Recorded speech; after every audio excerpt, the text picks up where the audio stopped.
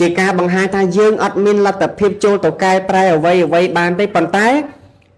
ជាការដាស់តឿនឲ្យយើងគ្រប់គ្នាបានដឹងថាប្រសិនបើអាត្មាអញមានទីបំផុតត្រូវស្លាប់ដូចគ្នាចុះជីវិតដែលវាសល់ពីសេចក្តីស្លាប់នេះគូធ្វើបែបណាគូបែងចែកបែបណាយកអាជីវិតដែលមានទ្រព្យសម្បត្តិដែលមានមិនទាន់ស្លាប់នឹងខំប្រឹងចាយវាយខំប្រឹងអបាយមុខមានស្រីស្រាលបែងឬក៏ប្រព្រឹត្តនៅអំពើអាក្រក់ផ្សេងថាជួនអ្នកមានបញ្ញាមិនអាចធ្វើរឿងទាំងអស់នោះបានទេតែងតែយកអត្តភាពដែលសេសសល់ពីសេចក្តីស្លាប់ទៅធ្វើការងារជាប្រយោជន៍សម្រាប់សង្គមជាតិសម្រាប់សង្គមសាសនារទូនទីអាត្មាអ្នកប៊ូអញ្ចឹងពេលវេលាវាបានស៊ីអស់31ឆ្នាំបើគិតត្រឹម75ឆ្នាំ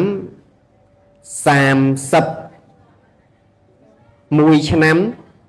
75ដក31សល់ប៉ុន្មានសល់44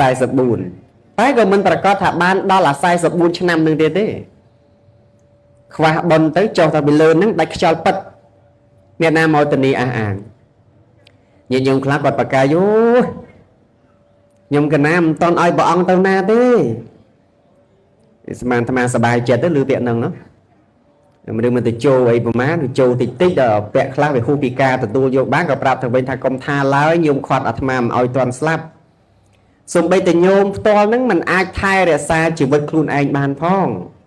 មែនឬមិនមែនញាតិញោមអង្គុយក្រោយមែនឬមិនមែនណាអាហ្នឹងជាសច្ចធម៌អញ្ចឹង